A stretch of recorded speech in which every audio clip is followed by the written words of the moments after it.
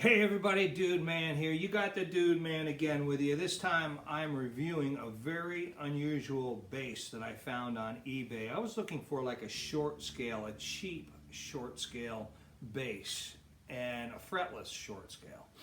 And I came across this Ibanez, it's called a micro bass. And this is a fretless. It's got the line neck, but it's a fretless. And I thought, look how tiny this thing is. I thought this thing was bigger, but you can't tell by the picture. But I would think that,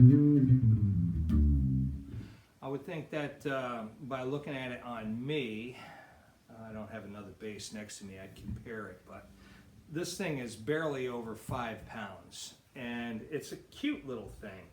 I know it's cheap. I think you can get them for like $179 brand new.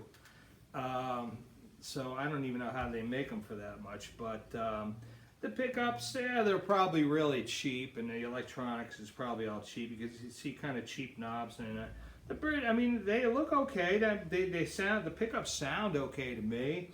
And the electronics aren't really great, but you know, it is what it is. And I got it pretty cheap, and I just bought it to mess around with. I like having a fretless to fool around with. Once in a while I need a fretless to record with, so I figured I'd try this. And when they sent it to me, they sent it taken apart. The neck was off the body, so I had to put it back together, which was no big deal. But then I had to reset the rod in the neck to get the better action because all the strings were buzzing. But here's one really cool thing that I realized, and Ibanez is a really innovative company. They do a lot of experimenting in their facility, and you know, their tech guys are always up to some craziness. But when I went to adjust the neck rod, I'm looking at this, I'm like, oh no, there's a crack in it, and it looks like it might just fall apart. Then I see this little finger hole. I'm going to show you, because this is a really good idea. You know how you got, typically you got the 3 screws?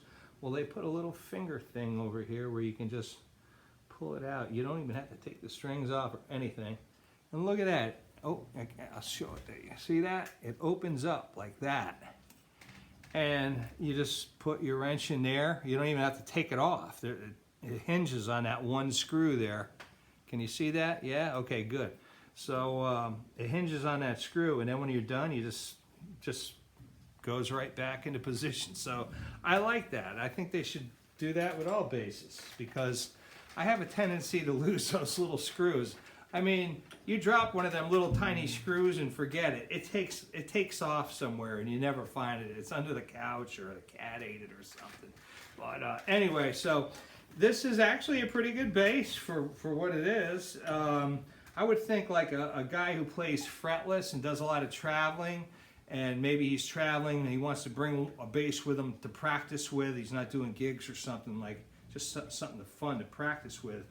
This'll fit into like the overhead compartment if you had a small case, or a soft bag or something. But it's a maple neck. It looks like a maple neck. I think it's a maple neck. In the back you can see it's okay. It's nothing fancy. You know, no superior wood or anything. I don't even know what the body is.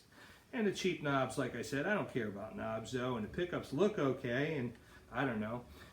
The bridge looks pretty sturdy, and that's about it for this. But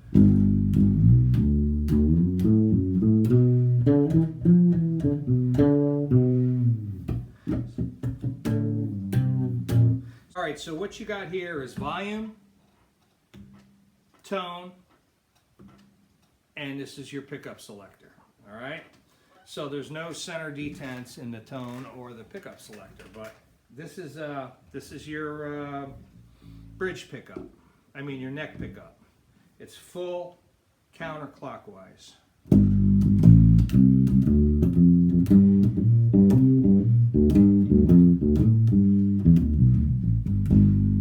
Now this is the neck pickup.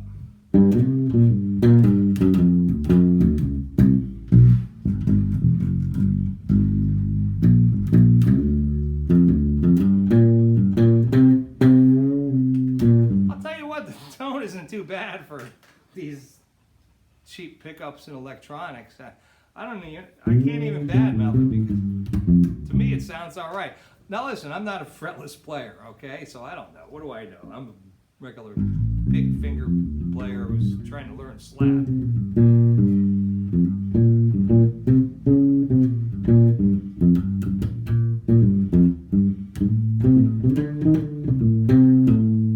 Okay, where would I leave the tone if I was going to play?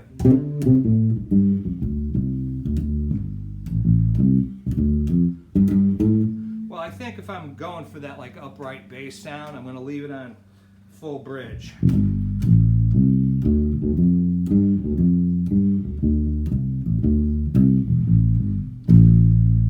If I'm going to stand out a little bit, I'm going to put it on the bridge. I mean, what did I say? Full neck pickup if I'm going for that stand-up bass sound, and full bridge pickup if I'm going to stand out a little bit.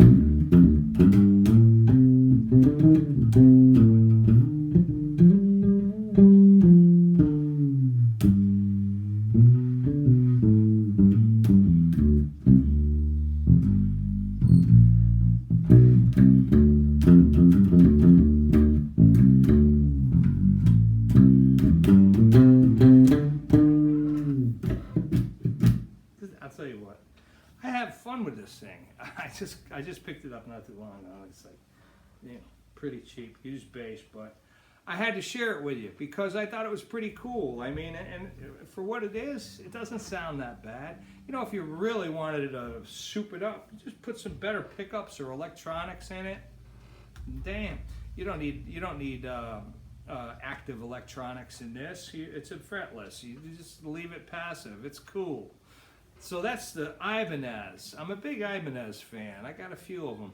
But I'm a big Ibanez fan, and they make great basses. And even though this is inexpensive, it's not bad, man.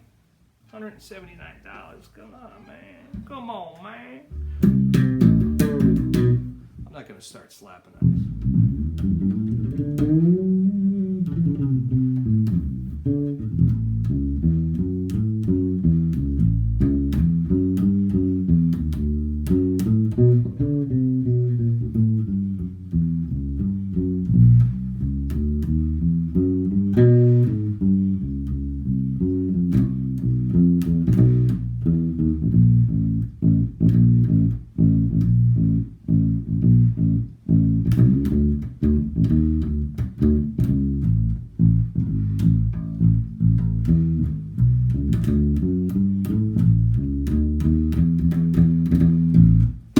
Thank you very much. Hey, how about a YouTube thumbs up? From you, that's right, you. Don't go away. Give me the thumbs up, all right? Appreciate it. And while you're at it, hit the subscribe button too. I appreciate that. That helps me out, and I can in turn help you out. All right, Dudeman, checking out, would you? Ibanez Micro fretless wingy do. All right, take it easy, folks.